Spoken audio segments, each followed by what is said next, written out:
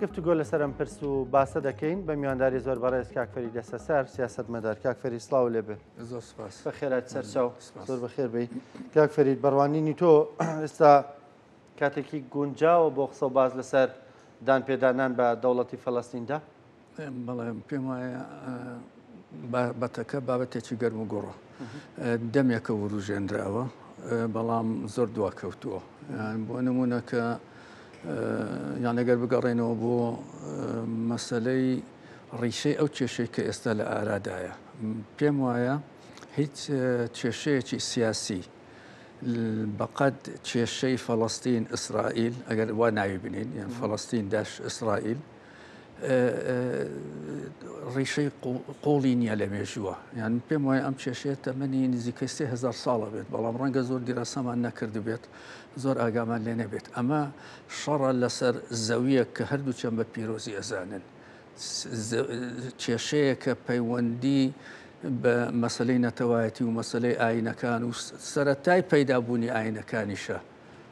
پەیوەندی بە پەیدابوونی تەوراتەوە هەیە. دواتر لە مەسلەی لە تەوراتەوە جۆزراوەتەوە بۆ قورئان و دواتر بۆ کێشەی ئاینی لێکەوتۆتۆ لە نێوان موسڵمانان و جوولەکەکان و هەروە ماوەتەوە تا گەیشتۆتە سەدەی بیستەم. لە سەدەی بیستەم ئاینەکان حەق بە کامیان دەدەن؟ کاک فەرید چەنەوە مۆزوعەکە ئێمە نییە. ئاینەکان حەق بە کامیان دەدەن؟ ئاینەکان ئەگەر بگەڕێنەوە سەر تەورات تۆزێک جیاوازە لەوەی قورئان، لەوێ بەدڵنیاییەوە ئەم زەویە پێشەوەی عەرەبی تیابێت و هەروەها پێشەوەی جوولەکەش بچێت بۆ ئەوێ گەلانی تری تیا بوو و ئەو گەلانە هەتا تەنانەت ناوی فەڵەستینیش ناوێکی نەعەرەبیە نەجوولەکەیە، ڕەنگە لە وشەی فلست و فلس و شتیواوە هاتبێت. گەلێکە زۆرتر لە دەریای ئیجەوە هاتوون، یانی تێکەڵەیەکن ئارین تێکەڵن لە یۆنانی و بەڵام یۆنانیە کۆنەکان نەکەوانی ئێستا کە یۆنانی و ڕۆمانی ئەوانە کەوانە یەکەم پێ ئەچێت، ئەوانە یەکەم کەس بووبن کە هاتبن لەوێ نیشتەجێ بووبن و بە حکمی ئەوەی کە یەکەم کەس بوون ناوەکەشیان داوەتە وڵاتەکە بە شێوەی فلست و فلستین و بە پێی زەمەنەکە گۆڕانی بەسەردا هاتووە. دواتر جوولەکە چۆتە ئەم شوێنانە، بەڵام سەرچاوەیەکی دیاریکراو نییە، چکە شتێک نەبوو ناوی مێژوو نووس بێت و ئەوە بنووسێت. ئەگەر ئێمە ئەعتمادکەینە سەر تەورات، ئەوەی لە تەوراتە نووسراوە هەمووی لە قورئانیشە هەیە، لەبەرەوە لە مەسەلەیەدا هیچ کێشەیەک نییە. جوولەکە لەوێوە نەیتوانێت بچێت بۆ فەڵەستین یاخود ئەبێت بگەڕێنەوە سەر قۆناغێک پێش قۆناغی نیشتەجێبوونی گەلان. پێش قۆناغی نیشتەجێبوونی گەلان هەموو وڵاتێک وڵاتی تۆیە، بۆکوێ ئەچی بچووە. ئەگەر لە وڵات چوویتە وڵاتێک و گەلی لێ بوو، ئەگەر توانیت تێک هەڵکێشیان بێ و بەیەکەوە بژین ئەوە کێشەی نییە، یاخود ڕەنگە هەندێک جار بەشەڕ گەلێک لە ناو بەرێت و زەویەکەشی بۆ ئەمێنێتەوە. ئەم کێشەیە زۆرتر بۆ ئەو سەردەمە ئەگەڕێتەوە کە عەرەب گەڕۆک بوو، وڵاتی نەبوو، جوولەکە گەڕۆک بوو، وڵاتی نەبوو و زۆربەی زۆری گەلانیش ئەو کاتەوەکو چۆن تەنانەت لە سەدەی 19هەمیش خێڵەکانی کوردستان بۆ نمونە کوێستان و هاوینە هاواریشیان ئەکرد و تەنانەت هەندێک لە خێڵەکان لە وڵاتێکەوە ئەچوون بۆ وڵاتێشتر. بەڵام ئەمە پێش پەیدابوونی سنووری سیاسی بوو. پاشەوەی کە سنووری سیاسی پەیدا بوو، ئەنجا خێڵەکان ناچار بوون وڵات بۆ خۆیان هەڵبژێرن و تیایدا بژین و ئیتر ئەمە بوو بە وڵات. لەبەر ئەوەش ئالۆزیەکە هەیە کە جوولەکە نەیتوانێت لە فەڵەستین هیچ شوێنێک بگرێت، چوو بۆ مەسر. لە مەسرەوە دواتر لە گەڕانەوەیە لەوێ ڕایان کردیا دەرکراون مەسەلەکە ڕوون نییە، هاتن بۆ فەڵەستین و لەوێ ئەو بەپێی تەورات ئەو بەڵێنەیان پێدرا کە بچن ئەم وڵاتە بۆ ئێوەیە خوا پێشکەشی کردووە بە ئێوە. ئەوانیش چوون بۆ ئەوێ و بەشێکیان باسی ئەوەیان کردوە تێنەمە ناتوانین چکە گەلێکی لێیە هەر بچین ئەوێ هەمومان ئەخۆن، یان ئەوەندە شەڕکردن. ئیتر بەهۆی ئەمەوە نزیکەی 40 ساڵ خوا لێیان تووڕە بوو، نەیانتوانی بەجێ ئەو سینا بەجێ بێڵن. پاش 40 ساڵ وتی ئەم نەوەیە ئەبێت هەمووی بمرێ نەوەی داهاتوو ئەوان ئەبێ بچن بۆ ئەو شوێنێک کە ئەمڕۆ پێ ئەوترێ فەڵەستین. ئێتر ئەو مێژوەکە لەوە دەست پێ ئەکات. ئەو کاتەی بەدڵنیایەوە کە عەرەبە موسڵمانەکان فەڵەستینیان گرت، فەڵەستین جوولەکەی تیا بوو، بەڵام مەسیحیشی تیا بوو. یان هەرمان ئەو جوولەکانێک کە لێو بوون بەشێکی زۆریان ببوون بە مەسیحی لەبەرەوە ئەو کاتە فەڵەستین وڵاتێکی مەسیحی بوو زۆرتر لەوەی کە وڵاتێکی جوولەکە بێ، بەڵام جوولەکەشی تیا هەبوو. دواتر کە عەرەب هاتنە ئەوێ ئەوان موسڵمان بوون، ئیتر ئەو سێ ئاینە لەوێمانەوە و ڕەنگە ئەو کەسانێک کە ئێستا لەوێ ئەژینەوەی ئەوانە بن کە لە عەرەبەکانن لە مەسیحیە کۆنەکانن لەو جوولەکانن کە لەوێ نیشتەجێن لەگەڵ ئەوانەی کە لە ئەوروپاوە هاتنەوە کە ئەوانە مۆدرێنتر بوو و شارەزاتر بوون و ئەوانن لەسەر دەستی ئەوان کار بۆ ئەوە کرا کە دەوڵەت دروست بکرێت. ئەمە یان کورتەیەکی مێژوویە سەبارەت بۆ کێشەی کە باشە لە ئارادایە. کاک فەرید، ینی کورتەی دوایی جەنگەکان ئەو جەنگانی کە بەرێککەوتنێکی ڕاستە و خۆ دروستە بێت لە دروستبوونی دەوڵەتی ئیسرائیل و دەستپێکا لە 48ەوە لەو کاتەوە چەند جەنگێک ڕوویداوە و ئێستش حالیان لە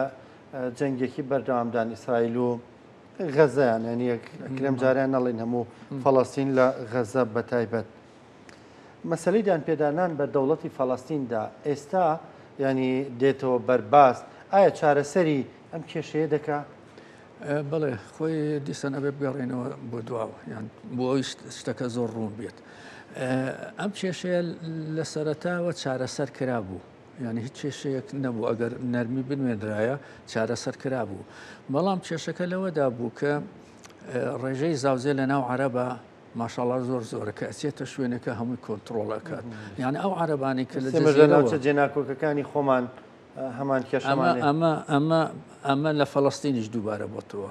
ئەو عەرەبانی کە هاتن چوون بۆ ناوچە فەڵەستینیەکان و لەوێ نیشتەجێ بوون، ینی لە سەدەی حوتەمەوە تا سەدەی بیستەم لەو ماوەیە ئەوان بوون بە زۆرینە و جوولەکە ڕۆژ بۆ ڕۆژ ژمارەی کەمە بوو، زۆربەی زۆری بوون بە دوو بەش بە شێوەی سەرەکی یا سێ بەش، بەشێکی لە فەڵەستین مایەوە، بەشێکیشی ئەوانە چوون بۆ ئەوروپا لە ئەوروپا نیشتەجێ بوون و بەشێکیشی بە ڕۆژهەڵاتی ناوەڕاستە دابەش بوون. ئەوەی کە دەوڵەتی فەڵەستینی دروست کردووە جوولەکەی فەڵەستین نییە، جوولەکە ڕۆژهەڵاتی ناوەڕاست نییە. ئەوەی کە دروستی کردووە جوولەکەی بەریتانیا و وڵاتە ئەوروپیەکانە بە هاوکاری بە شێوەی سەرەکی بەریتانیا کە بەڵێنی پێدا بوون. و هۆی ئەوەش مەسەلەکەم پێم وایە پەیوەندی بە مەسەلەی ئیستعمار و دژایەتیکردنی ئیسلام و ئەوە نییە. دینی جوولەکە یان دینی مەسیحایەتی لەسەر بنەمای دینی جوولەکە دامەزراوە، یعنی درێژە پێدانی دینی جوولەکایەتیە. لەبەرەوە مەسیحایەتی کێشەی لەگەڵ دینی جوولەکە نییە، هەردووچیان ئەگەڕێنەوە سەر یەک ڕیشە و هەردووچیشیان دۆستایەتیان هەبووە. هەرچەند زۆر جار لە ئەوروپا جوولەکەش چەوسێنراوەتەوە و لە ناو براوە و جینۆسایدش کراوە، بەڵام ئەمە لە سەدە ناوەڕاستەکان بووە کە مەسیحەیەکی توندڕە هاتۆتە، وەک چۆن ئیسلامی توندڕە لە هەندێک قۆناغە لە پەیدا بووە، لەوێش مەسیحەیەکی توندڕە فەریدەمە بۆ ئیسلامیش هەر ڕاز نییە، ینی وەکو دین کێشەی لەگەڵ دینەکانی پێشخۆی نییە، چونکە سەرچاوەکەیان هەریەکە و خوددایە بە پێی ڕوانینی دینەکان. لە قورئانیشدا دەڵێ ئینە دینە عند الله الئیسلام، ینی هەموو دینەکان لە ئیسلامدا کۆبوونەتەوە، واتە ئەو ڕەوڕەوە مێژووە هەمووی بەدوای یەکە ئیسلامدا. ئەمە تێڕوانینی جیاواز هەڵەگرێت، ینی تۆ من پێم وایە لە سەدا هەشتای بیر و بۆچوونەکانی ئیسلام ئەگەڕێتەوە سەر جوولەکایەتی، چونکە جوولەکە دینی جوولەکە یەکەم دین تەوحیدی بووە، یعنی ئەوان یەکتاپەرستی. بەڵێ ئەوان توانیان ئەو هینەدا بێهێنن لە باتی ئەوەی هەرگەلێک خواوەندی خۆی هەبێت و هەر کەسێک خواوەندی خۆی هەبێت هەموو بوون یەک خوای هەیە و ئەم گردونە یەک خوا دروستی کردووە، نەک 20 خواوەکو ئەوەی کە لە ئاشووریەکان و یۆناان و لەنەو عەرەبە کۆنەکان و لە جیهانا باو بوو. وەردە وەردە ئەمە گەیشتە ناو ئیسلامیش ئەم تێڕوانینە کە یەک خوا هەیە، کە یەک خواشە بێت بە دڵنیای و خوای مەسیحیەتە و خوای جوولەکەی و خوای ئیسلامیشە. بەڵام لە هەمان کاتیشە جیاوازی لە نێوان ئاینەکان هەیە و جیاوازی لە نێوان تێڕوانینی مسلمانەکان بۆ یەکتری یان بۆ جوولەکە و بۆ مەسیحی و تێڕوانینی مەسیحی بۆ ئیسلام و تێڕوانینی جوولەکە بۆ یەکتری هەیە یعنی بەشێکی زۆری پەیوەندی سەرڕای ئەوەی کە سەرچاوەکەی یەکە بەڵام تێڕوانینی پەیڕەوانی ئاینەکان جیاوازە لەگەڵ یەکتری هەر یەکێک خۆی بە سەروەر دائەنێت و خۆی بە خۆشەویستی خوادا ئەنێت خۆشی بەڕاستدانێ خۆشی بەڕاستدا ئەنێت و بەو جۆرە سەیری مەسەلەکە ئەکات کە ئەو لەوانی تر سەروەرترە ئەو لەوانی تر لە خواوە نزیکترە ئەو گەلەیە کە ئەبێت بەهشت بۆ ئەو کرابێت نەک بۆ خەڵکی تر وەکو دەڵێ شعب الله المختار ینی گەلی هەڵبژێردراوی خوددا لە ئیسلامی شعب الله المختار هەیە بەڵام بە شێوەیەشتر كنتم خير أمة أخرجت كنتم خير أمة أخرجت بەڵام ئەمە ئەوەی جوولەکە چەمچێکی نەتەوەیی هەیە ئەوەی ئیسلام چەمچێکی ئینتەرناسیۆنالی هەیە ئەو ئومەیە بەو مانای نەتەوەیەکە نایەت کورد ئەگرێتەوە عەرەب ئەگرێتەوە تورک ئەگرێتەوە هەمووی ئەگرێتەوە مادام هاتە ناو ئیسلام ئەبێتە بەشێک لە ئومەی ئیسلام بەڵام ئەوەی جوولەکە ئاینێکی نەتەوەییە تەبشیر یعنی وەرگرتنی خەڵکی تر لە ئیسلامە هەیە یان تۆ ئەتوانی خەڵکی ناموسڵمان بکەیتە موسڵمان وەریگری لە مەسیحیەتیشە هەیە چونکە ئیسلام دینێکی ئینتەرناسیۆنالە مەسیحیەتی شەروە بەڵام جوولەکایەتی وایە نییە جوولەکایەتی بەهۆی ئەمەوە گەشەی نەکردووە هەر بە بچووکی ماوەتەوە چونکە خەڵک وەرناگرێت یان حزبێک ئەگەر گەشە خەڵکی تازە وەرنەگرێت ئەوانەی کە لەو حزبن کە خۆیان نەمان حزبەکەش نامێنێ لەبەرەوە هەرە بێت ئەندامی تازە وەربژیرێت بەڵام لە جوولەکایەتی ئەوەی تیانە لە دوایەوە وا پەروەردەکراون کە ئەوان سەروەرترین گەلن کە خوا دروستی کردو و خواهی ئەوانە و بەهۆی ئەمەشەوە هەندێک جار تووشی غڕوریش ئەبن و تووشی چەسادنەوە و جینۆسایدکردنی گەلانیش ئەبن بە حکمی ئەوەی کە مادام ئەوان ئەو گەلن کە خوا ئەوانی هەڵبژاردووە کەواتە مافی ئەوەیان هەیە گەلانی تریش بچێت هەر ئیسرائیل بۆ خۆی بەمانای نەوەی خوا دێت ئیسرائیل بەمانەی نەوەی خوا دێت کاک فەرید بابەتە مێژوویەکە زۆر هەڵەگرێ بینە سەر یعنی ئەو کۆنفرانسی کە ئەمڕۆ بەڕێوە دەچێت لە نیویۆرک ئەم بابەتە چەندە گرنگە چەندە ئەتوانێ یعنی پێ دوایە ئەتوانێت ئاشتی بێنێ یعنی هەرو پرسیاری پێشوو دەکەمەوە پێ دوایە دەتوانێت ئاشتی بێنێ بۆ ئەو منتیقەیانێ گەروان ببن بە دوو دەوڵات سنووری بۆ دیاری بکرێ ئیتر جەنگ ڕوونادا لەگەڵ ئیسرائیلدا بڵێ خۆی لە ڕاستیدا ینی ئەو تێڕوانینی ئێمە وەکو کورد وەکو یەکێتی وەکو ناوچەکەش هەر پێم وایە بەو شێوەیە کە فەڵەستینیەکان مافی ئەوەیان هەیە کە دەوڵەتێکیان هەبێت بەڵام لە هەمان کاتیشە جوولەکەش مافی ئەوەی هەیە کە دەوڵەتی تایبێت خۆی هەبێت و ئەو دەوڵەتی کە هەیەی بیپارێزێت و بە ئاشتی بژی و فەڵەستینیەکانیش دەوڵەتیان هەبێت و بە ئاشتی بژین یان ئەمە تێڕوانینەکە کات خۆشی زۆر باس کرا بەڵام ئەوەی کە یانەوە مەسەلەیەکی زۆر ئاڵۆزە کە ئەچیتە سەر مێژووی سیاسی ئەم مەسەلەیە چونکە ئەم کێشەیە لە هەر ناوچەیەشتر بوایم پێم وایە لە ماوەی 15 ساڵە چارەسەرەکنا نەک بگاتە ڕادەی ئەوەی کە ئێستا تەمەنی ئەگەر لە 1970 حسابی کە تەمەنی 100 ساڵ تێپەڕان چۆن چارەسەرەکرا چونکە ڕەنگە خۆسەیەکێک بڵێەوە تای مشکێشی خاکمانی و تا ئێستا چارەسەر نەکراوە مەسەلەکە تۆ ئەبێت پێش هەموو شتێک تۆزێک ئەم مەسەلێ جیاکەیتەوە لە مەسلەی ئاین تۆ دەوڵەتت ئەبێت تۆزە تێکەڵی مەکە لەگەڵ مەسلەی ئاین ئەم مەسەلەکە ئەبێت بۆ جۆرە سیر بکرێت لە 1940 نەتەوە یەکگرتووەکان پێش ئەوەش 1939 نەتەوە یەکگرتووەکان ئەو کاتە ئەنووس بیر لەوە بکەنەوە کە چۆن کێشەی فەڵەستین چارەسەر بکەن ئەو کاتە ئیسرائیل دانەمەزرا بوو بەریتانیا کە ئەو کاتەدا هێشتا نەتەوە گرتوەکان دروست نەکرا بوو بەریتانیا بیری لەوە کردەوە کە عەرەب هەیە موسڵمانن جوولەکەش هەیە و مەسیحین ئەمانەش پێویستیان بە دوو دەوڵەتە بەڵام ئەو تێکسەڵژانەی کە لەوێ هەیە چۆن چارەسەر بکرێت لەبەرەوە لزنەیەکی لە ساڵی 1939 پێکێنە بە ناوی لزنەی بیل ئەو کەسێک کە سەرۆکی بووناوی بیل بوو چوو دراسی ناوچەکەی کرد ئەنجامەکەی ئەوە بەو ئەنجامە گەیشت لە 120 فەڵەستین جوولەکەیە لە 180 عەرەبە ئێستا گەر دراسی بکەیت لە 120 عەرەبە لە 180 جوولەکەیە بەس ئەو کاتە لە سەدا بیستی جوولەکە بوو لەبەرەوە پێشنیاری کرد لە سەدا بیستی فەڵەستین بدرێت بە جوولەکە لە سەدا هەشتاشی بدرێت بە عەرەب و دوو دەوڵەتیان بۆ دروست بکرێ جوولەکە بەمە ڕازی بوو عەرەبەکان ڕەتیان کردووە ئەمە یەکەم هەل بوو بۆ دروستکردنی دەوڵەتی فەڵەستین لە 1939 کە عەرەبەکان لە چیس خۆیاندا و دەستبەرداری لە سەدا بیستی فەڵەستین نەبوون. دواتر لە چلەکان پاش جەنجی یەکەمی جیهان نەتەوەی گرتوەکان دیسان هاتە ناو مەسەلەکە دوو ناوچەی دروست کرد سێ ناوچەی دروست کرد ئەم ناوچەیەکی تایبەتە بۆ فەڵەستینیەکان ئەم ناوچەیە تایبەتە بۆ عەرەب و هەر ناوچەیەک بە شێوەیەک بوو کە دەشتایی تیابێت و بڕوانێتە سەر دەریا یعنی دەوڵەتێک نەبێت لەسەر دەریا بێت و ئەوەی تریانە لەسەر دەریا نەبێت یان بەو شێوەی دروستی کردبوو کە هەردووچیان بتوانن دەستیان بە دەریا بگات دەستیان بە دەریا بگات و لە هەمان کاتیشە زەوی و تا ئەندازەیەکی زۆر جیاوازی هەبوو لە زەویەکان یان کامیان لە سەدا سەد وەکو یەک نەبوو چکە ناکرێت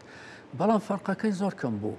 و ناوچەیەکیشیان دروست کردبوو کە ئەمە جارێ با بمێنێتەوە ناوچە پیرۆزەکانە ئەمە بۆ دوای دەوڵەتەکان دواتر ئەمە بخرێتە ژێر دەسەڵاتی نەتەوە یەکگرتووەکانە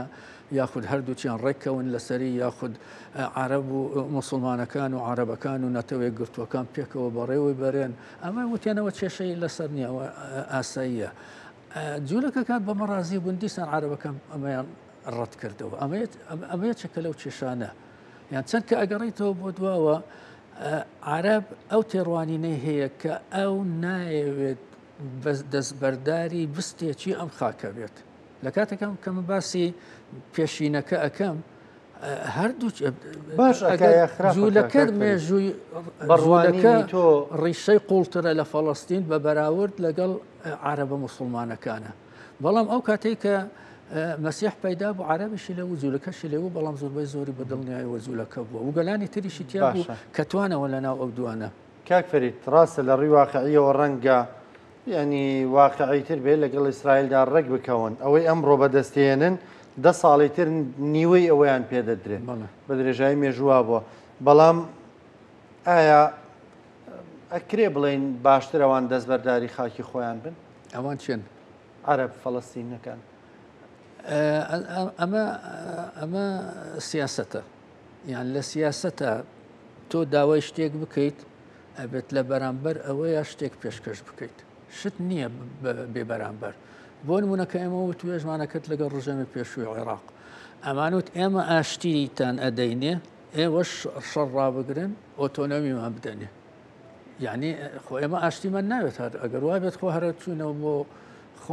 خۆمان ڕادستی ڕژەم ئەکردەوە چون بۆ ماڵی خۆماندا ئانیشتین ئاشتی بەرامبەر بە ئۆتۆنۆمی ئاشتی بەرامبەر بە فدرال لە سیاسەتی شەهر وایە فەڵەستینیەکان دەوڵەتیان ئەوێت بەرامبەر بەوەی کە دەوڵەتیان ئەوێ ئەبێت ئاشتی دابین بکەن دان بە دەوڵەتی ئیسرائیلا بنێن دان بەوە دابنێن کە هەردووچیان ئەتوانن بەیەکەوە بژین و هەندێک کێشەی سنووری هەیە ئەبێت چارەسەری بۆ بدۆزرێتەوە تۆ ناتوانێت دەوڵەتێک لەسەر هەموو فەڵەستین دروست بکەیت و ئیسرائیلیش ناتوانێت دەوڵەتێک لەسەر هەموو ئیسرائیلا دروست بکات کەواتە چارەسەر بۆ ئەوەی تا 200 ساڵی کەش بە شەڕ نێن ئەوەیە ئەمە نیوەی وڵات بۆ ئەم بێت و ئەوەی تریشان نیوەی ئەم بۆ ئەو بێت یان ئەمە کێشەکە لەوەدایە جوولەکە کاتی خۆی وەکو باسم کرد کە ئەوەی لەژنەبیل بە سەدا 20 ڕازی بوو بە لە سەدا 20ەکە ئەنوت ئێمە ئەوە دروست بکەین ئەنج دواتر ئەتوانی بەوە توێژ و باشەشە ئەوانە بتوانین وڵاتەکەش فراوان کاک فەرید ئێستا وەکو دەبینین ینی ئیسرائیل تەماحیلەوەیە غەزەشتە خت بکە و چۆڵی بکە و ئەوش قاتەوە سەر خاکەکەی خۆی بیکە بە خاکی خۆی کۆنتترۆلی لە دەستدا بێ خۆی سەرپەرشتی بکە ئەو دەبینین بەرزایەکانی جۆلانی کەمێک داگیر کردووە یان دەستی بەسەر داگرتووە کە خۆیان ڕازی نێوە بۆ بڵین داگیرکردن دەستی بەسەر داگرتووە لە جنوبی لوبناان بە هەمان شێوە یعنی پێ دوایە بەو خاکە ڕازی دەبێت چونکە لە سیاقی دەوڵەتەکەشدا خاچێکی دیاریکراویان نییە جوولەکە بۆ خۆیان. ناخۆ هەموو زەویەکە لە جوولەکە ناسەندێتەوە. ئێستا هەندێک زەوی هەیە کە هەموو بۆتە جوولەکە نشین تەواو ئیترەوە بەشێکە لە وڵاتی ئەوان یان عەرەبەکانیش داوای ناکەنەوە. یعنی تەل ئەبیب یافا و تەل ئەبیب یەکە. بەڵام تەل ئەبیب ئەوەندە گەشەی کردووە کە یافا بۆتە بەشێک گەڕەچێک یاخود چەند گەڕەچێک لەوێ. باشە کاک فەریدە گەرەمە بەسینەوە بە زەوێک بە ناوچە جێناکۆکانی خۆمانەوە یانێکرا بڵێن لەبەرەوەی زۆری نەبوون ئێستا عەرەب لە فڵان ناوچێ ئیترەوە ئەبێت دەستبەرداری بین. نه ئەوە مەسەلەکە دەستبەرداری زەوی نییە ئەکرێتە ئەمە چارەسەری تری بۆ بدۆزرێتەوە. ئێمە زەویمان ئەوێت یا گەلەکەمان ئەوێت ئەوەیە مەسەلەکە. ئێمە زەویەکەمان ئەوێت عەرەبیشی تیابێت با بە عەرەبەوە ئەو زەویە بگەڕێتەوە بۆ هەرێمی کوردستان و ئەو عەرەبەی کە لەوێ ئەبێتە هاوڵاتی هەرێمی کوردستان. کێشەمان نییە. کێشەمان نییە. ئەتوان حزبی سیاسیش بۆ خۆیان دروستکەن، ئەتوان بچن بۆ پەرلەمان، ئەتوانن هەمیشە داوای وەزیر بکەن لە حکوومەتی هەرێمی کوردستان. بەڵام هەز ناکی بەم شێوازی مامەڵەکردنەی ئێستا ئێمە هەم زەویەکەش لە دەست دەدەین و هەم لە ئایندەشدا وەکو پێشتر ئاماژەت پێکرد بەهۆی زۆری ژمارەی خێزانی عەرەبەوە دەنی خەڵکەکەش لە دەستەدەین دەبینێ کەمینەیەکی زۆر کەم لە ناوچە جێناکۆکە. ئاخر ئەوەیە ئێمە چەند زوو ئەم کێشەیە یەکلا بکەینەوە قازانجی خۆمانی تایە بە هەر شێوەیەک بێت. بەڵام لە هەموو حاڵەتێکدا مادام ئەم ناوچەیە هێشتا لە دەرەوەی هەرێمە یان بە ئاسانی ناگەڕێتەوە. من ناڵێم ناگەڕێتەوە بەڵام بە ئاسانی ناگەڕێتەوە وەکو چۆن ئەم سەردەمە بەهۆی ترامپۆ پێ ئەڵێن ئەم سەردەمە سەردەمی سەفەقاتە تۆ ئەتەوێت ئەم وڵاتە بۆ خۆت بگەڕێتەوە ئەبێت شتێکت هەبێت بیدەیتە ئەوێ. ئەس خۆش بە کاک فەریدە ئێمە جارێ خەریکی گەڕانەوەی موچەین بۆ خەڵکی هەرێمی کوردستان نەک خاکەکەمان بەداخەوە. بەڕێز کاک فەریدە سەسەر سیاسەتمەدار سپاس دەکەم. سپاس بە بەشداریکردن لەگەڵمان. زۆر سپاس. خۆشەویستان بەردەوامین شوێکی کورت و دێن و خزمەتتان.